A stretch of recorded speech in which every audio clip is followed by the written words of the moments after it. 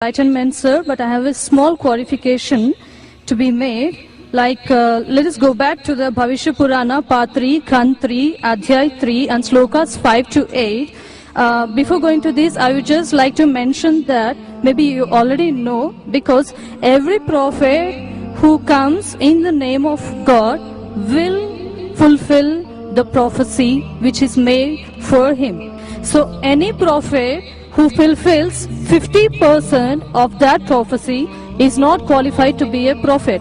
I mean, this is a simple logical thing. So now coming back to the Bhavishya Purana, you talked about the Malaysia leader saying that he is none other than Muhammad. Okay, now I accept the first half of the thing, of the sloka you said, but the second 50% which is still ignored. Now sir, let me tell you, Malaysia, the word meaning Malaysia, it is derived from Sanskrit dictionary, the meaning, and the meaning means non-Aryan or sinner or wicked person. These are the three different meanings given to the word Malaysia. So according to this, can Muhammad be a sinner or a wicked person? The second part is, the second condition of the prophecy is that he will belong to Marusthal, and in Sanskrit, land of death, because Maru, it is derived from Sanskrit Mru. Mru is death, and definitely it does not quoting to the land of Arabia, because it is a barren land or it is a battlefield. And next, coming to the third point of it, this prophecy also mentions that Malaysia leader will take bath in Panchagavya and in river Ganges. And it is a common truth. We know that Ganges means Ganga river, and we all know that Ganga is not in Arabia, but it is in India. It is a universal fact. And coming to the taking bath in Panchagavya, the meaning of Panchagavya is 5 products of cow. And the products of cow is milk, curds, ghee, urine, cow dung. And now sir, coming to this part exclusively, this prophecy must be fulfilled by Muhammad, wherein if you show me at least single reference from Quran wherein Muhammad has taken bath in all these 5 products, that is milk, curds, ghee, urine and cow dung, I am ready to accept Islam today. Thank you, sir. Sister has rightly said that if the prophecy that you give, if more than 50% is not fulfilled, then the prophecy is wrong. I agree with you, sister. I agree with you.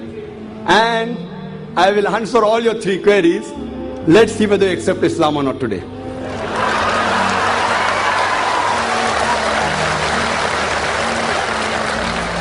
That's a different thing, that you may not agree with the truth.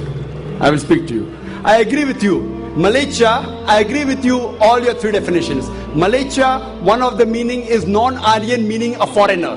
One of the meaning is sinner, one is a wicked person. That's the reason, like the Hindus, they call the Muslims as Malaysia.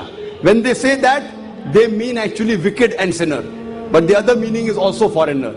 As far as when I speak, when I quote from any scripture, while quoting and while taking the meaning, it's not necessary that if the word has got 4 meanings, then more than 2 meanings should be correct. No. Even if one is correct, the meaning is right. For example, the Quran says that don't have pig.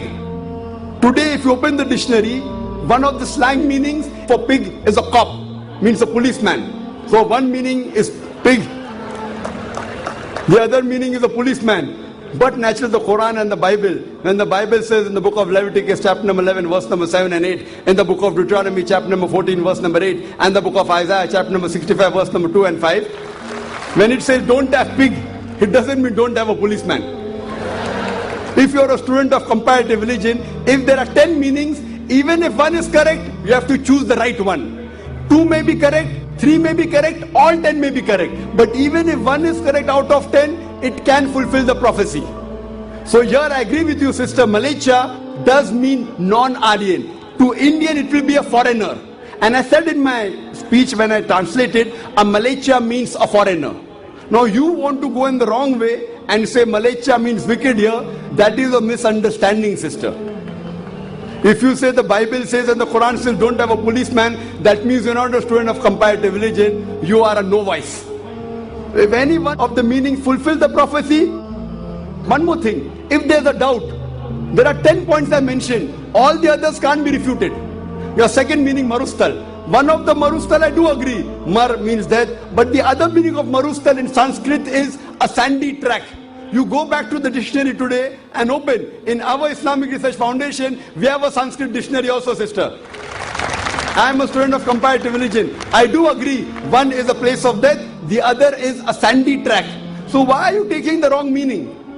That means you are going out of the way. So if you see the permutation and combination, all the other points I mentioned are 100% correct. Here also, you have to choose the right meaning. So one of the meanings of marustal means a sandy track or a desert. Coming to your third question. And you accepting Islam, inshallah. The third question that I mentioned in the prophecy, that Prophet Muhammad Sallallahu Alaihi Wasallam took a bath in the Panch Garv, in the Ganges. Now here we analyze that when we say, in the Hindu terminology, when you say bath in the Panch Garv, in the Ganges, it means to purify. One means actually you dip yourself in the Ganges, which I don't expect the Prophet came and dipped himself in the Ganges. It means to purify. I did not give the explanation because the lecture is very long. I can speak on this topic for the full day. I did not give details of everything. I can speak on each prophecy for another few minutes, even for us together. So here, having a bath in the Panch Garv means purify. So depending upon the context, it doesn't mean a physical bath. And even if you physically have a bath in the Panch Garv, in the Ganges, not necessarily you will be purified. It is the philosophy of the Hinduism. So here when the prophecy says that Prophet Muhammad, peace be upon him, had a bath in the Panch Garv, it doesn't mean he came here in the Ganges. It means that he was purified by Almighty God. And we believe that all the prophets of God, all, whether it be Moses, Jesus Christ, peace be upon them, and Prophet Muhammad Sallallahu Alaihi Wasallam, all of them were masoom. They were innocent. They were pure. So all the prophets of God, of Almighty God, which he sent down, all of them we consider to be innocent, to be masoom, to be pure. So this answers the question, and I hope inshallah you'll accept Islam, sister. I would just like to throw some light. The sister had asked earlier question, 3 questions, and that reminds me that my daughter who had come last, she had said a song, "Don't talk to me about Muhammad," you know, peace be upon him. And the coordinator said, please pay attention to the words what she's saying. And if you heard the words carefully, it's the Sirat of Muhammad Sallallahu Alaihi Wasallam, that once when Muhammad Sallallahu Alaihi Wasallam was going, he finds a companion as a stranger. She starts speaking against the Prophet. Oh, the Prophet Muhammad Sallallahu Alaihi Wasallam is a bad person, don't talk to me. She's telling Muhammad Sallallahu Alaihi Wasallam, that person doesn't know the person is talking to. She tells to the stranger, that person on the road, that Prophet Muhammad is bad, don't listen to him, he causes disharmony, he teaches only about one God, blah blah blah. That's what my daughter was saying in that song. Later on, but she says, oh, you're a very good person, but I'm warning you, don't listen to that man Muhammad, peace be upon him. He's a rogue, Nauz Billah. He's a very bad person, Nauz Billah. And so on and so forth. But she says, you're a very good person, you're so kind, you're so loving, please may I know your name? Then she says, pardon? What did you say? Am I hearing correct? Your name is Muhammad Sallallahu Alaihi Wasallam? Then she says, Ashhadu an la ilaha illallah wa ashhadu anna Muhammad Rasulullah. So when the traveler realizes that this person is actually Prophet Muhammad, peace be upon him, I have heard from other people that he is a wrong person, this person is so good, she immediately accepts Islam. So our dear sister, when she posed so many questions again, I thought it reminds me of my daughter when she was narrating the seerah of the Prophet in that song, the person, the traveler attacking Islam, attacking the Prophet Muhammad Sallallahu Alaihi Wasallam. But when she comes to know the truth, she says the Shahada. So inshallah our dear sister also will share the Shahada. And I really ask Allah subhanahu wa ta'ala to open her heart.